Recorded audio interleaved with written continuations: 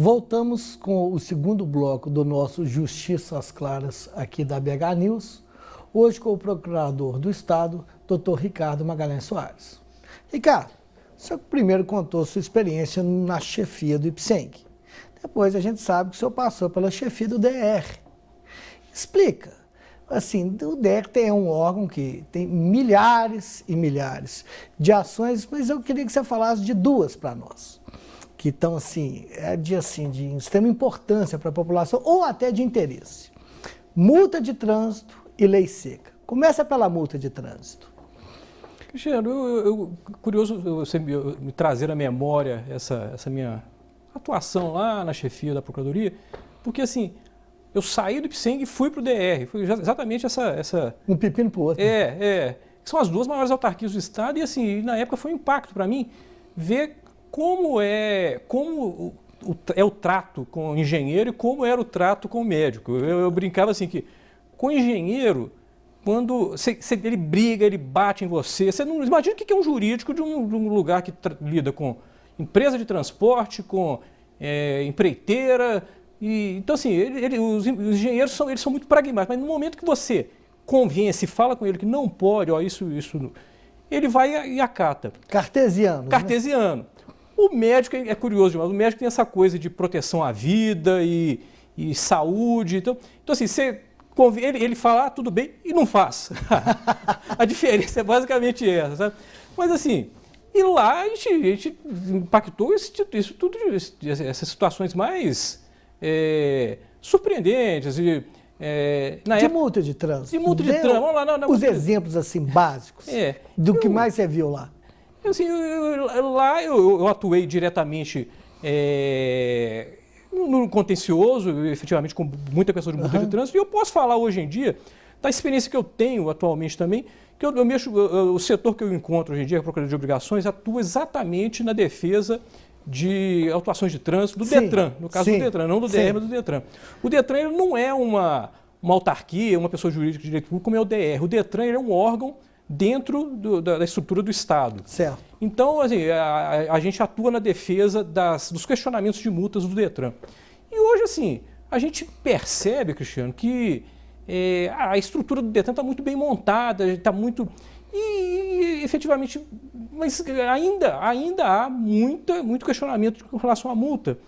E o que eu percebo, o que mais aparece lá para a gente é a negligência do adquirente de veículo em proceder à transferência, o registro da transferência junto ao Detran. No momento da compra? Exatamente.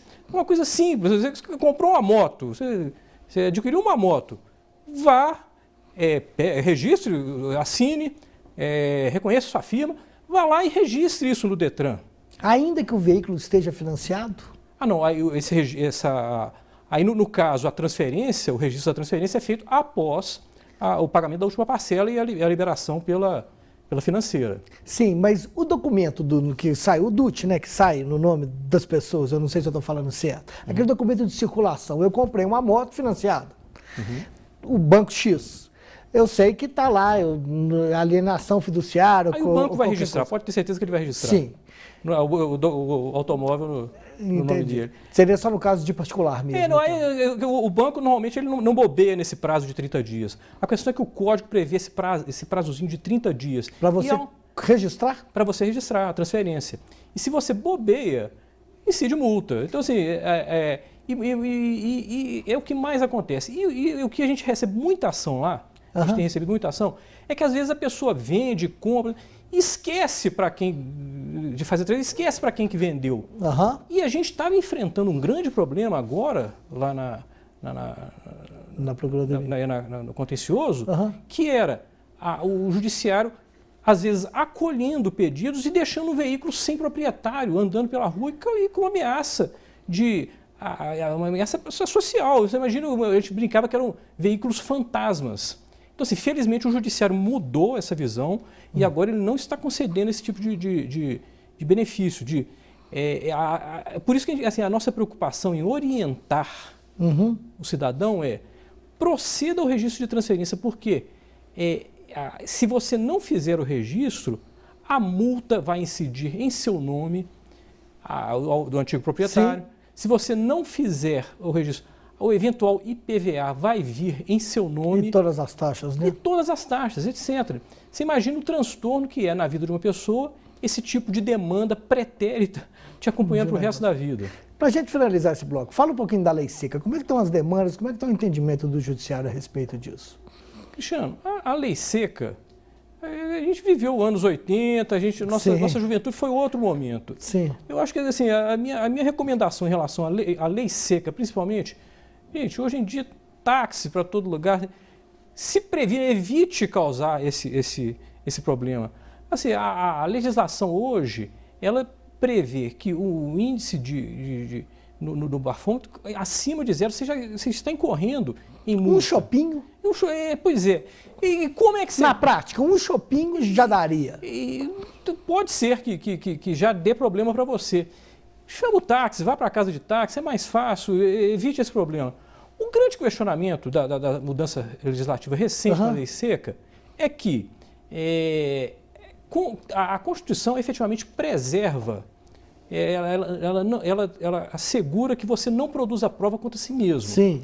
Então, assim, o Código de Trânsito, ele não pode te impor soprar um bafômetro. Sim, que é o exemplo mais comum. Mas a solução legislativa que se encontrou para tentar, de alguma forma, inibir a embriaguez no trânsito é aplicar as mesmas sanções que são aplicadas a quem é flagrado alcoolizado, dirigindo alcoolizado, a quem se recusa a realizar o exame do bafômetro. Esse posicionamento seu, essa explicação é importantíssimo. Ou seja, mesmo que você não sofre, você vai sofrer a mesma punição. Exatamente. Como é que está isso hoje para finalizar esse bloco? Já existe uma declaração de legalidade nesse procedimento pelo STJ ou pelo Supremo, ou a questão ainda está em construção jurisprudencial? É uma boa briga.